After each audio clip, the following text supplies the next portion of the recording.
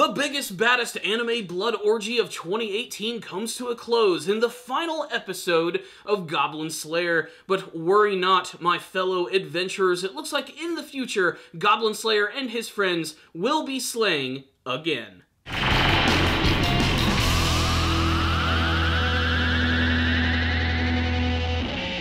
The Goblin Slayer anime series is something of a phenomenon. I mean, let's admit it, guys. The Goblin Slayer anime series is really not all that good. The characters themselves are pretty one-dimensional, the actual action itself is pretty subpar, and the animation itself is really nothing to write home about.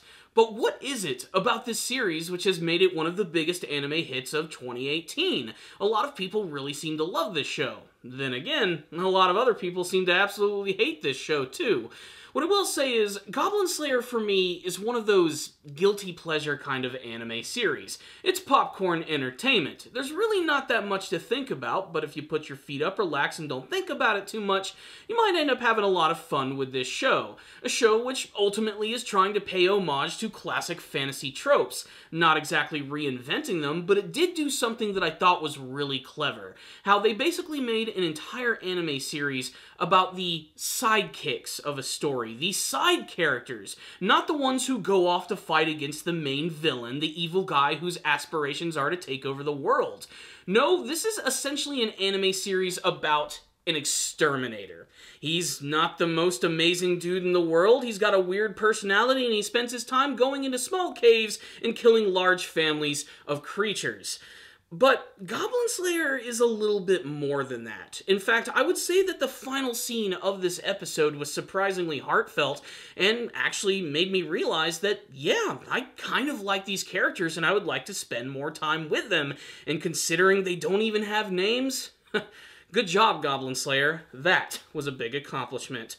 But really, the final episode of the series was exactly what you would expect, which is a big major confrontation with lots of bloodshed.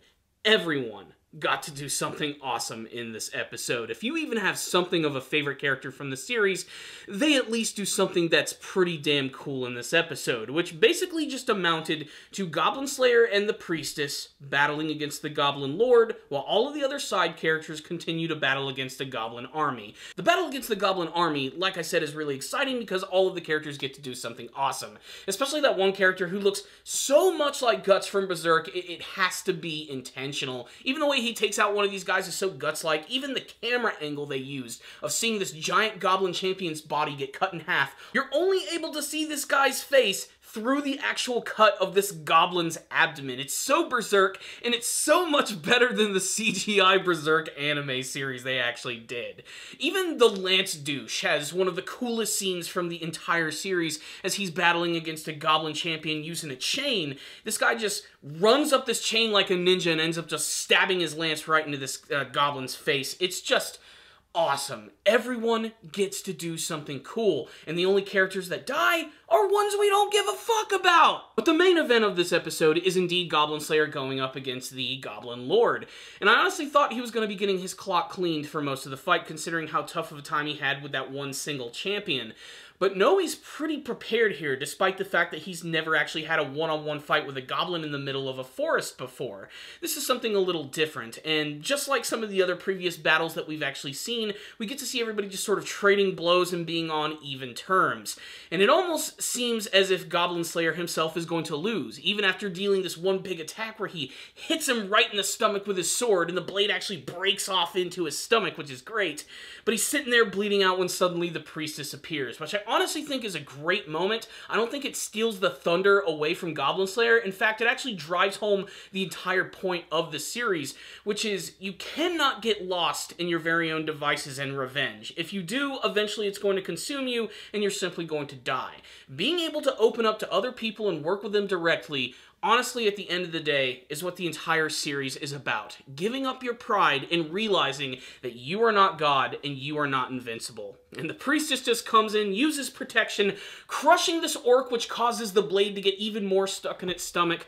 allowing Goblin Slayer to finish it off with a coup de grace, a massive sword thrust right into his neck. It's triumphant, it's bloody, and it leads to a big celebration with lots of booze. So the episode in the entire series ends with basically all of the characters just having a massive celebration, drinking, boozing it up, and dancing the night away. Honestly, it's a great scene, if only to see everybody be in a more laid-back situation having fun, and the Lizard Man is hilarious as he makes one of his ancient dinosaur skeletons do a little bit of line dancing. But ultimately, it's a scene to show the evolution of Goblin Slayer. There's a little touching moment between him and the priestess where she basically reassures him that there are people here who genuinely care about him. They care about who he is, and they want to look out for him, and they want to be able to help them.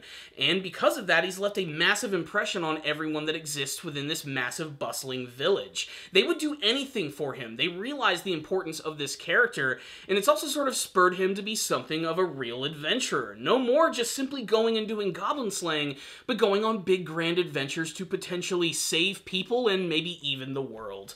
One of my favorite things about this scene is actually how it all starts, where we get to see the three heroes of the series, these three girl characters who went off and did their very own adventure to save the world. If this were any other anime series, they would be the main characters, but they actually acknowledge the actual bravery and skill of Goblin Slayer. Without him, they wouldn't even have a village to return to. It truly shows the importance of what everybody has to do in the world with their very specific role, but ultimately shows that eventually you're going to have to go on and do bigger and crazier things. The Goblin Slayer has been lost in all of his revenge, doing nothing but slaying goblins, but being able to work with other people and make friends again, in many ways has sort of brought back his humanity, which leads to the biggest part of the episode where he decides to take off his helmet casually for everyone to see his face, and if you wanted to see it, well, you're basically not going to see it. They still want to keep it incredibly mysterious, and honestly, I just imagine he looks like Kakashi from Naruto. They have the same hair, and they even have something of a somewhat similar stoic personality, so you can imprint whatever you want. But the moment is really funny as everyone just freaks out when they see him, because it's apparently the first time that he's actually done this casually in front of anyone aside from the cowgirl, and they all relish in seeing the more open and happier version of Goblin Slayer. He even manages to smile at the very end of the episode. Essentially, this entire season has been about drawing out the true humanity of that character. Before, he was just someone obsessed with revenge, going around and killing monsters. Now he's someone a little bit deeper. He's been saved by friendship. Yes, the power of friendship is literally what saves everything at the end of Goblin Slayer. It's super cheesy, but honestly, sometimes you just gotta have a little cheese. So what's the rundown on the final episode of Goblin Slayer? So, Goblin Slayer. What do I even say about this series? I got a lot of entertainment value out of it, and for that, I really can't fault it. I've seen way worse anime, in my opinion. If I only had one wish from the series, it's that really, I kind of wish that the production value was up just a little bit more. I'm actually kind of okay with the fact that there are characters that don't have names. It makes it a lot easier to review this shit. I'm just like, oh yeah, the lizard dude, the super hot elf chick, that's all I really have to remember. And in that sense, it's kind of cool and convenient, but it does make the characters seem a little more distant and as if they're simply just avatars there to play a very certain role, and they are.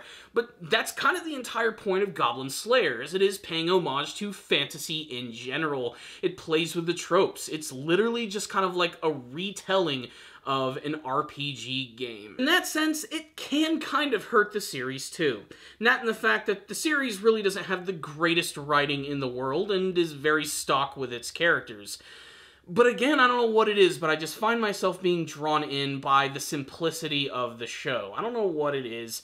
There were still some little moments of brilliance in this episode. Like, I didn't even talk about all of the major action scenes. Like I said, everybody gets to do these really cool moments. Like, I love this part where the elf is shooting her arrow across the battlefield, and it ends up hitting this goblin champion, which is fighting against the lizard dude, giving him just enough time to absolutely just slice and dice this guy to pieces. It might have been one of my favorite moments of the entire episode, but watching Goblin Slayer and Priestess take on the Goblin Lord at the end, I thought was honestly kind of fitting, and like I said, sort of went hand in hand about what the entire series is all about, which is being willing to accept the help of others, as well as accepting truly who you are.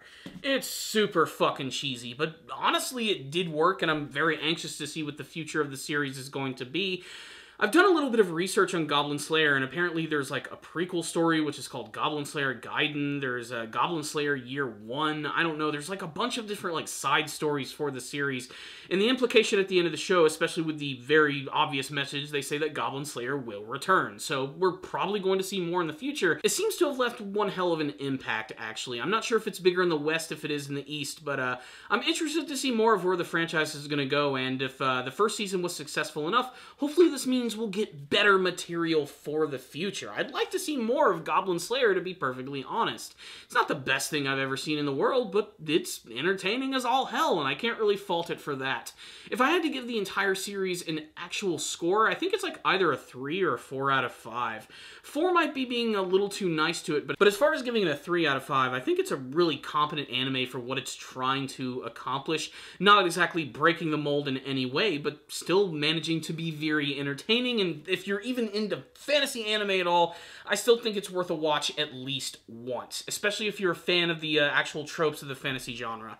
So, yeah, there's Goblin Slayer. I'm going to give the final episode of the series a 4 out of 5. I honestly thought it was probably some of the stronger material that I've seen from the series, and I'm anxious to see what else they're actually going to try to do to wow me in the future.